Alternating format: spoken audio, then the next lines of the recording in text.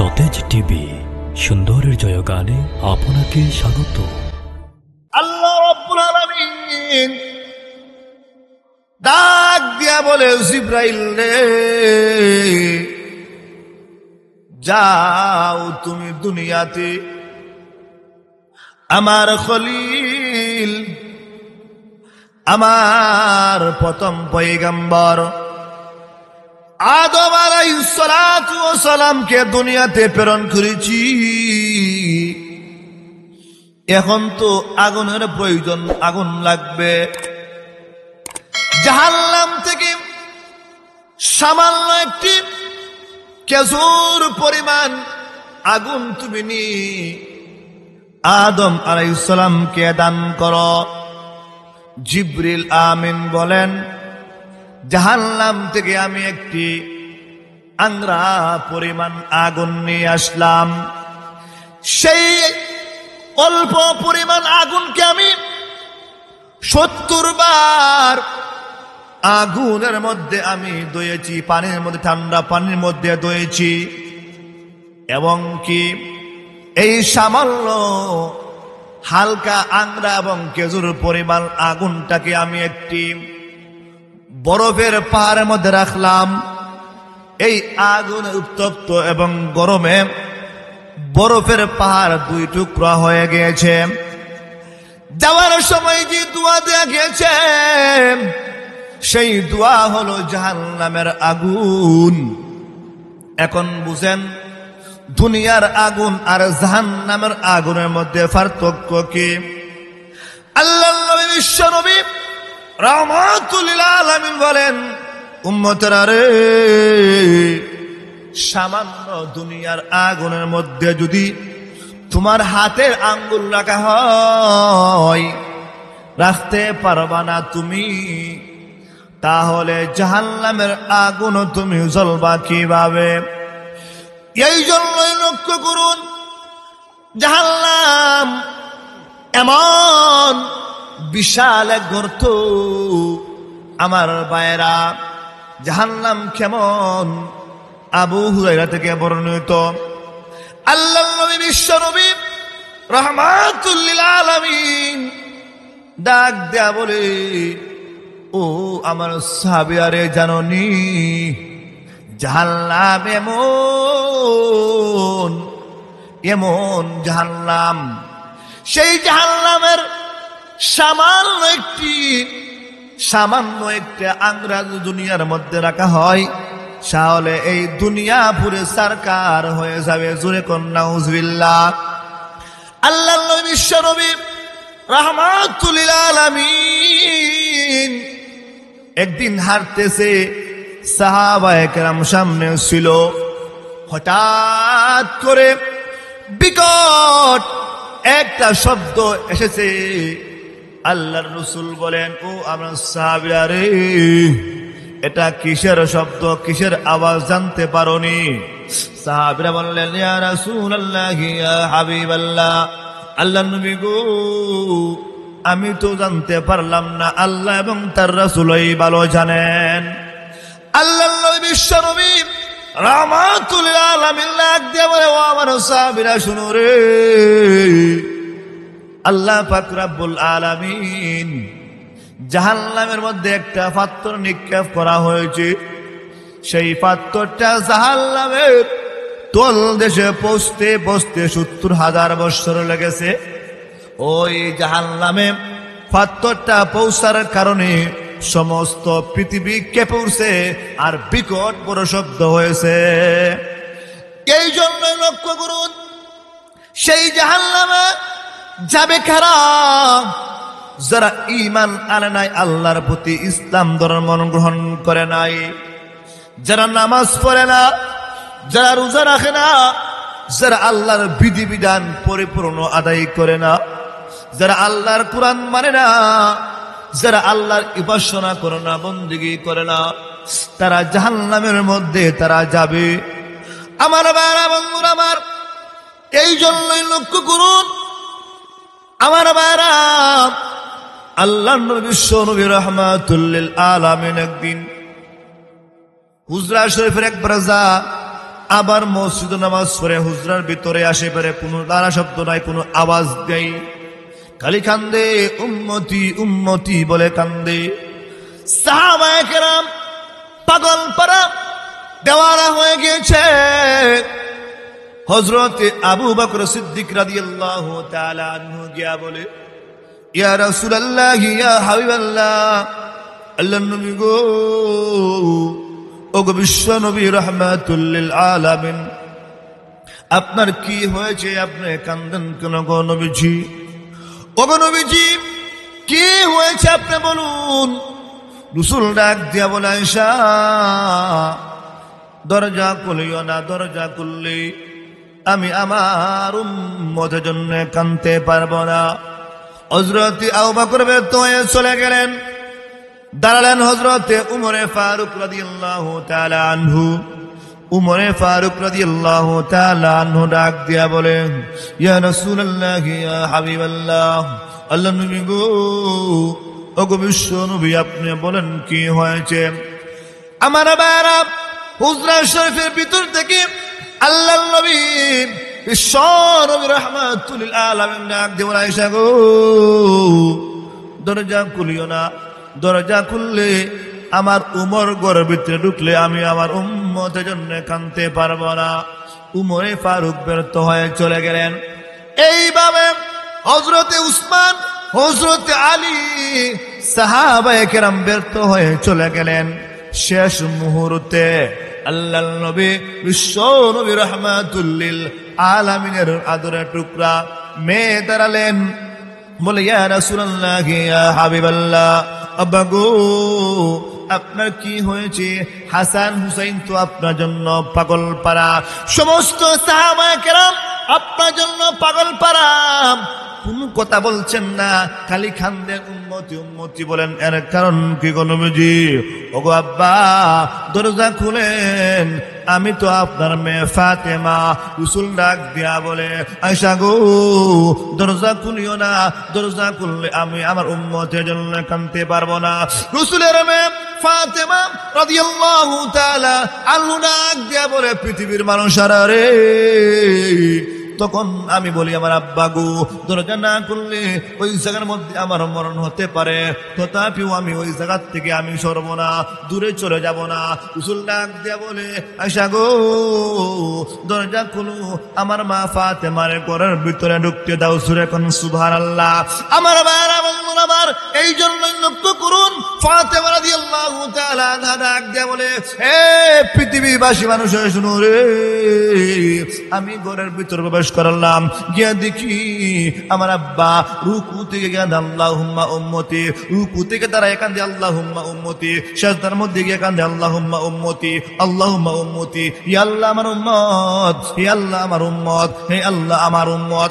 আমার ভাইরা, ফাতেমা রাদিয়াল্লাহু তাআলা আল্লাহ ডাক দিয়ে বলেন, আব্বা, আপনার কি হয়েছে? আব্বা গো, বলেন না আপনার কি হয়েছে?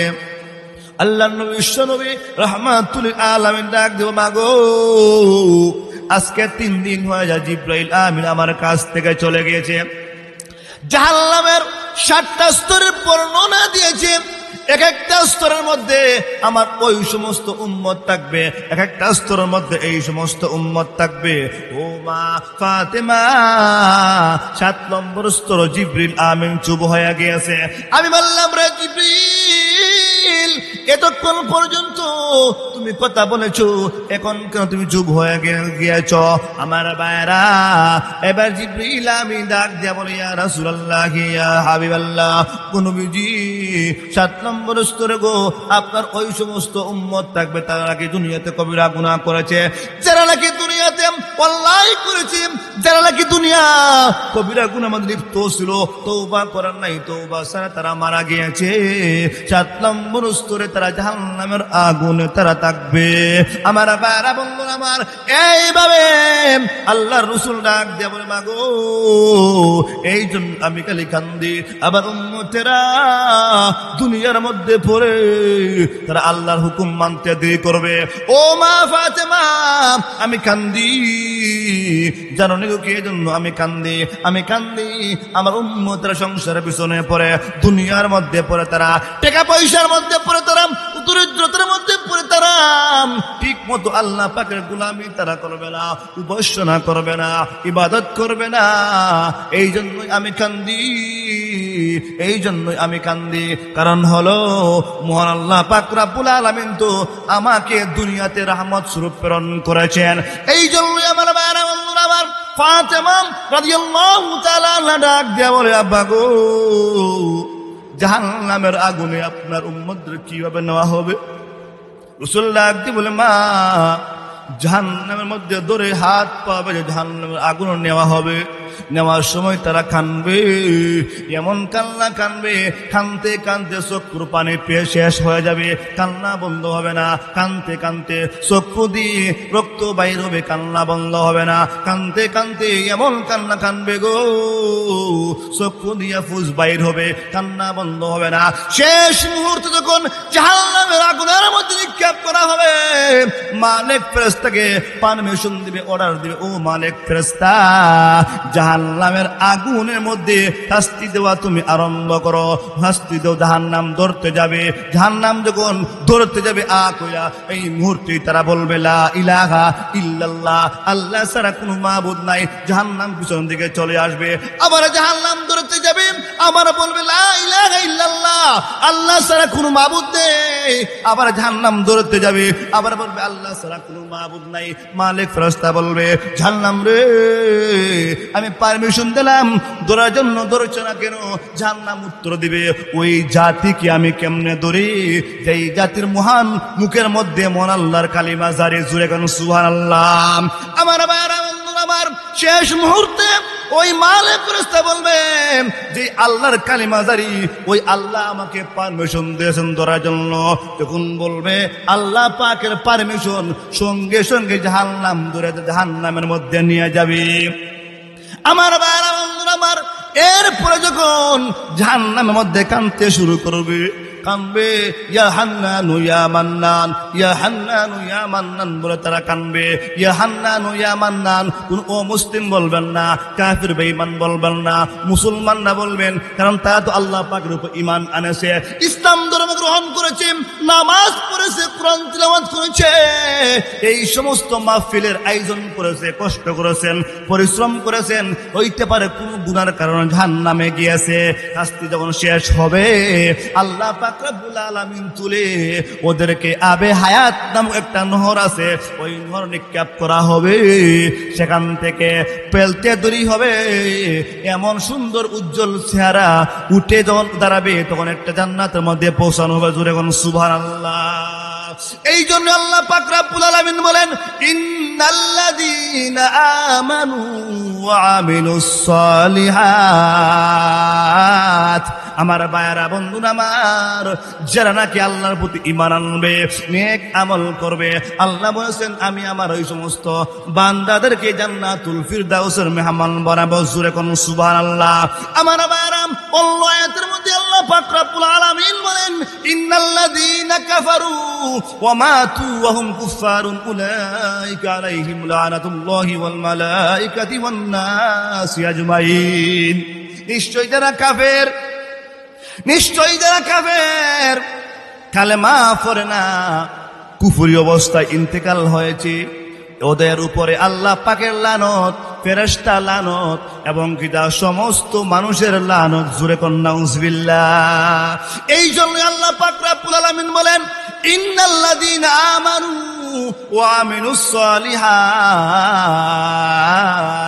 নিশ্চয়ই যারা ঈমান আনবে আমি আল্লাহর প্রতি। জোরে কোন আমাদের রবকে। আল্লাহ তাআলা আমাদের রব, আল্লাহ আমাদের পালনেওয়ালা, আল্লাহ আমাদের মালিক, আল্লাহ আমাদের খালিক, আল্লাহ আমাদের সব, আল্লাহ আমাদের রহমান, আল্লাহ আমাদের রহিম, সব কিছু হচ্ছে আমাদের মালিক আল্লাহ। আল্লাহ ছাড়া কোনো মাবুদ নাই, এক আল্লাহ। মুহাম্মদ সাল্লাল্লাহু আলাইহি ওয়াসাল্লাম হলো আল্লাহ পাকের পক্ষ থেকে প্রেরিত শেষ রাসূল। জোরে কোন সুবহানাল্লাহ। এই কালিমা যারা পড়ছে, এই কালিমা যারা পড়েছে আল্লাহর রাসূল বলেন এই কালিমা যারা পড়বে এবং কালিমার মধ্যে ঈমান থাকতে হবে, শিরক মুক্ত ঈমান, বেদাত মুক্ত আমল করতে পারলে আল্লাহ পাক রব্বুল আলামিন আমার হাতে ওই সমস্ত বান্দাদেরকে আবে কাউসার পান করে জান্নাতে পৌঁছায়া দিব। সাহাবীরা প্রশ্ন করলেন, ইয়া রাসূলুল্লাহ, ইয়া হাবিবাল্লাহ, আল্লাহর নবী গো, হাসরের ময়দানে আপনার কই জায়গার মধ্যে আমরা পাবো? আল্লাহর রাসূল বলেন, উম্মতরা রে, আমাকে পাইবা তিনটা স্থানের মধ্যে।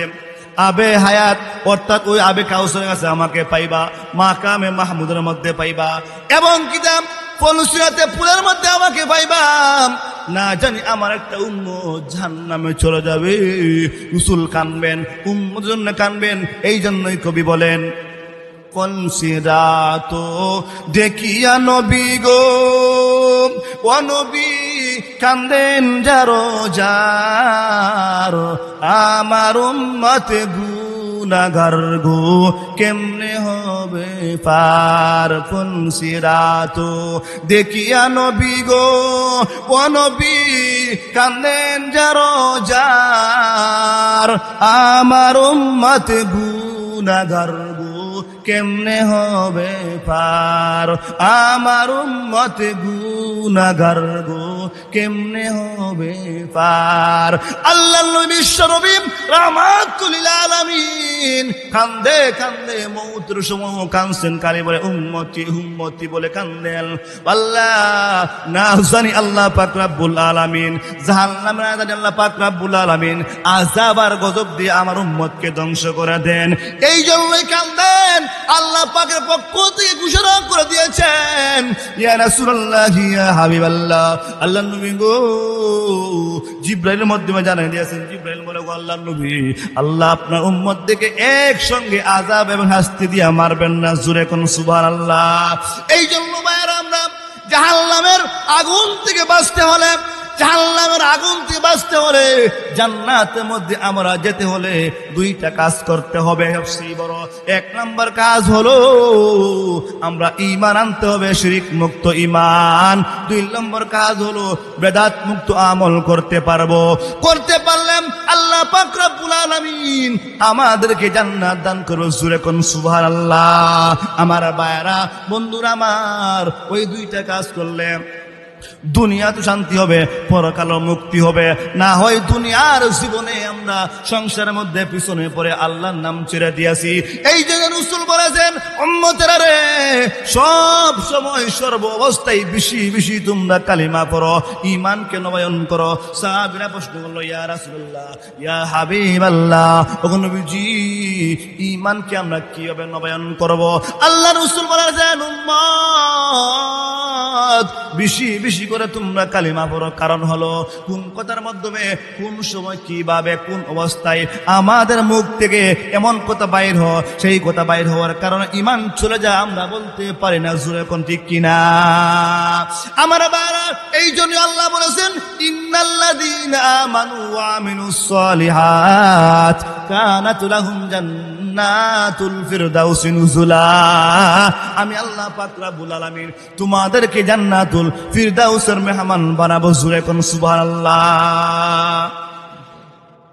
আমার ভাইরা, বন্ধুরা আমার, আল্লাহ পাক রব্বুল আলামিন আমাদের সবাইকে শিরক মুক্ত ঈমান, বেদাত মুক্ত আমল এনে আর তওবার মাধ্যমে আল্লাহ পাক যেন আমাদেরকে আমলকে সুন্দর করে দেন এবং আমাদেরকে জান্নাত দান করেন। সকলে বলেন আমিন।